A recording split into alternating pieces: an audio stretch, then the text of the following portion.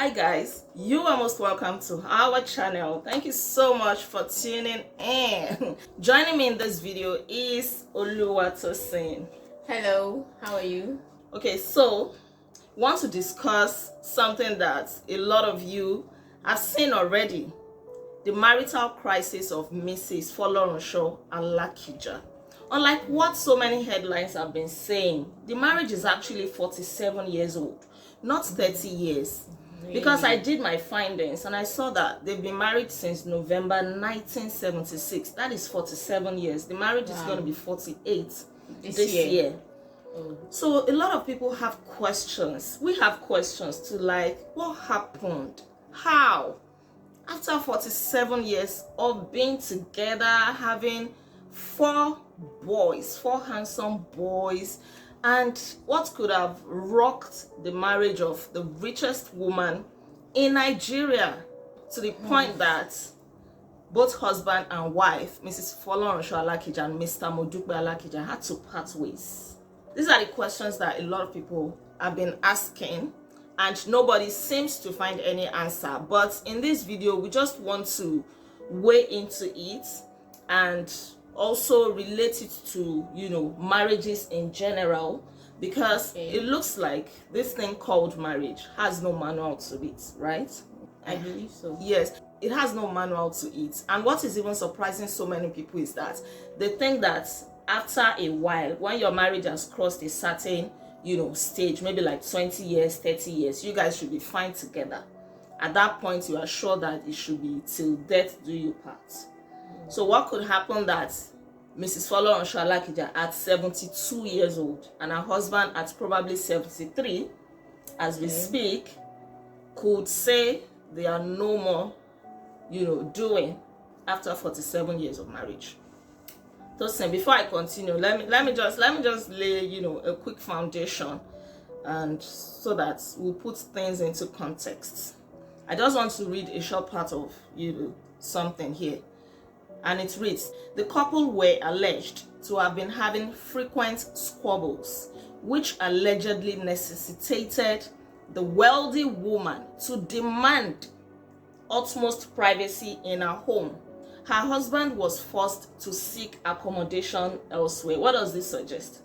It suggests that the marriage has been having lots of issues over time. Yes. And the separation we see right now is not the beginning of the whole thing. The old troubles have been happening for a while now. For a while. And this is just like an outward manifestation of what they have been going through as couples. Exactly. Yes. Exactly. So it is not now that they started having issues. They've been having issues. It's just that it is now that I think the woman is done. And from this, it also speaks to what a lot of people are saying, like, oh, it's because she has money. Don't allow a woman to ever control things financially in the home. Once a woman is the breadwinner, she will not be able to submit. And from this, we can also see that, they said that she demanded utmost privacy in her home. Her husband was forced to seek accommodation elsewhere. That means it was the man that had to move out of the house. Yes. Unlike in a typical Nigerian or African home, it is the woman that will move out. Okay. But now it is the man that had to move out. And they said in her home, she demanded utmost privacy in her home. That means that speaks that she is the owner of the house. Of course, she's the richest woman in Nigeria. I think, if not in Africa. But I can't confirm that. We can't really confirm if she is the breadwinner of the family. Yes. Because we are not there. We are not there. And we don't know what the family and the marriage setting looks like. Exactly. Of course, she is richest and richer than her husband. She's the richest woman. She's richer than her husband. But that does not really mean that she controls the finances of the house. So the question now is this. Do you think that she called for this separation because of money? Because that's the number one reason that a lot of people are reading to this. That way is because she's rich, and especially men no offense, guys, especially men, that, oh, don't ever allow your wife to be the breadwinner. Once a woman has more money than her husband, she finds it difficult to submit and all of that, they'll become proud. Do you think that the cause of this separation could be money? I don't think so, because Mr. Alakija, as we know, she's the richest woman in Nigeria, but her fame and her riches didn't just come up today. She has been rich for a very long time, and if the marriage is now 47 years, that means money and her fame is not really the problem they've been having. Probably something else that we do not know, that they decided to talk about. I don't think it's about her fame or her marriage. I think she has been able to balance that well over the time, because if that had been the problem, then they would have separated a very long time ago. I think I agree with you. I actually don't think it's because she's rich, because it's not now that she became rich. She has been rich for as long as I know. For a very long time. I mean, their marriage is older than us. Yes, so you know, for as long as we can remember, she has been rich.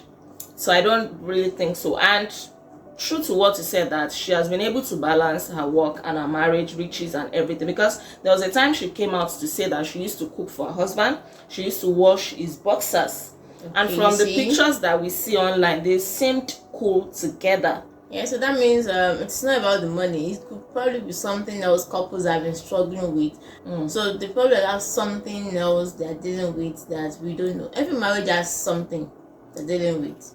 Okay, so another thing is this, and I want to ask you, a lot of people are saying, at 72 years old, what is she looking for?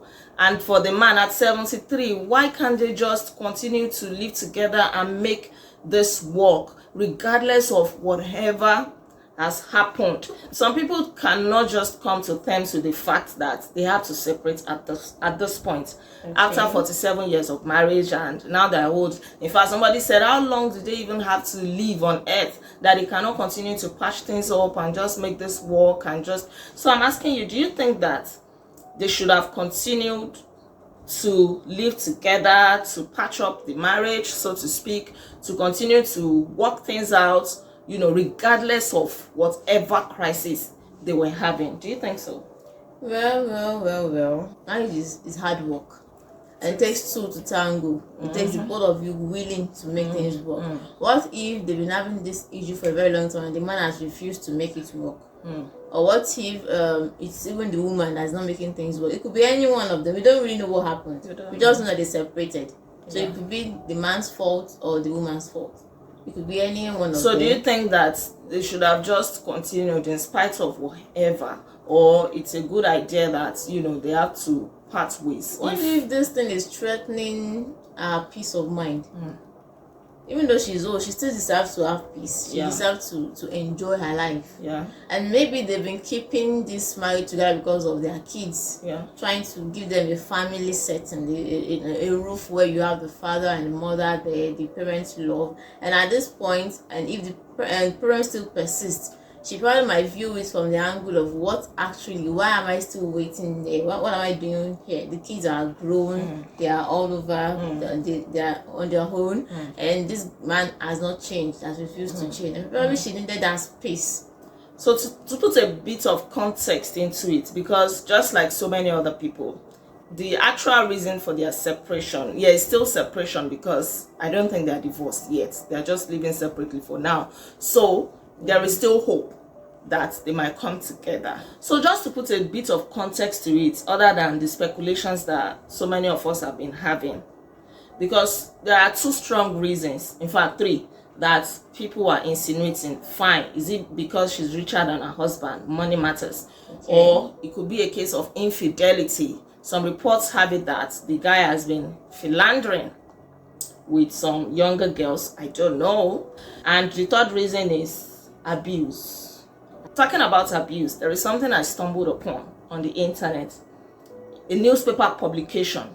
They both live in Ikoyi, their house is in Ikoyi, and the man is a member, I don't know if he's still a member or maybe was a member of Ikoyi Club. And in that publication, it is written there that the man was suspended from November 2021 to November 2022 for physically assaulting and abusing somebody. And I've also seen somewhere where some people are saying that, oh, the woman tried, oh, she has endured a lot, insinuating that the man is abusive. Okay. I cannot confirm this. These are just, speculations and things that I came across. It's just to put a little bit of context, because there was a post that she put up sometime talking about her peace of mind, how her peace of mind is important to her. So I think that, contrary to what people are saying, that, oh, she should have stayed regardless of whatever. You mentioned peace of mind, right? Yes, it's important. I think peace of mind too. Even if it's just 2 years you have more on earth to live. Yeah, you should enjoy it in peace. In peace, so nobody should drag the woman for whatever, because she wears the shoes, she knows where it pinches, and I'm sure she's not dumb. You can't be dumb and be the richest woman. It takes a lot to be the richest woman. When men are rude, when men are existing, it takes a lot. So I'm sure she must have thought of all of these things, and probably she came to the realization that this is the only solution she has for herself. The separation will help them to evaluate themselves. It will give them time to evaluate their marriage, to reminisce on things, and then they can find a way out. So it does not really mean they are divorced or they would stop living as husband and wife. They just separated. Maybe they just need that time to have everything and to work on their old soul. There is still hope. Yeah, of course, there's still hope. And this teaches us that marriage is work in progress. Yes, it is. Regardless of the number of years or the age of the marriage or whatever, it is work in progress. I mean, there is no point that you say, oh, we are now 30 years old, let us all relax or whatever, right? You have to keep working at it, and nobody has a manual to it. You just keep working at it. And just like you said, I don't think that anybody should die in the marriage if it threatens their peace. But let me ask you this personal question. Is there anything that can make you, say bye-bye to your marriage, even if the marriage is 70 years old, or you are of the opinion that it is for better, for worse, till death do us part? It is for better, for worse, till death do us part. Okay. For me. But I must say marriage is hard work, and because it is hard work, then that means it takes two to tango. You have to both do the hard work. The hard work should not be one-sided. So for you, it is till death do us part, no matter what happens. As long as it doesn't threaten the peace, that my peace of mind. If my peace is ascertained, then every other thing can still be handled. Nobody's perfect. You always have something you want to work on. Each to have something wants to work on and manage ourselves and all of that.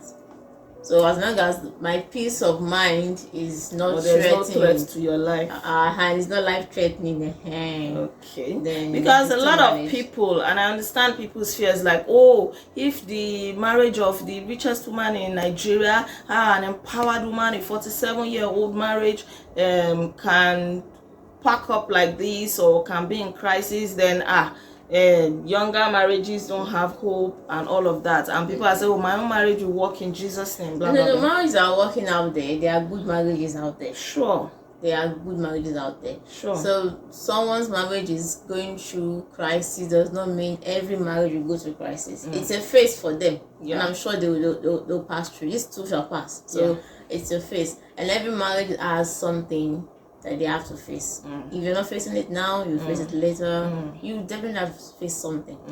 And it's just unfortunate that a few marriages that are in crisis are out there. Celebrity marriages are on the internet, and people get to see this a lot, and they use them as the yardsticks, to measure the success of marriages generally. There are good marriages out there, like I said. So the many. Thing is, you just might not get to see them. You don't get to see them. They're not there on social media. You don't hear about them. That does not mean it does not exist. Think of the marriage of your parents, your pastor, the marriages of your church members, people that you know, leaders generally, and so on. Yes, and we thank God. But just like we said, we just have to keep at it, keep praying, because even the devil is not resting.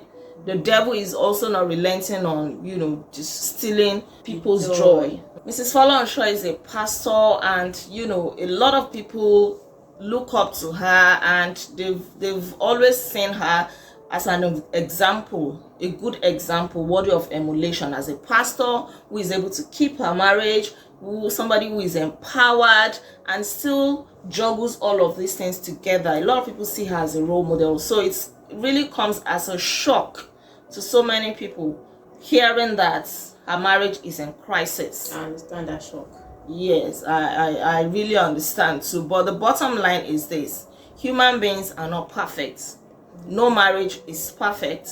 And so every one of us should run our own race, you know, in line with the word of God, the purpose of God. She knows where the shoe pinches, so nobody's going to judge her. In fact, there are 3 things that you should not judge people about or mock people about.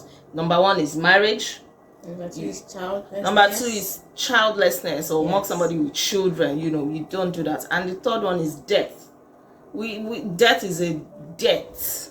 Death is a debt that we all owe. So these 3 things, in my opinion, nobody should mock anybody about it. We are all work in progress. So guys, this is the end of the video. We just drop our thoughts on the issue, and the final word is that let us all keep striving and praying and asking God to help us. And we can also remember them in our prayers, because I know that when things like this happen, it is never easy for the family. It's not easy for the woman, for her to have made this kind of decision.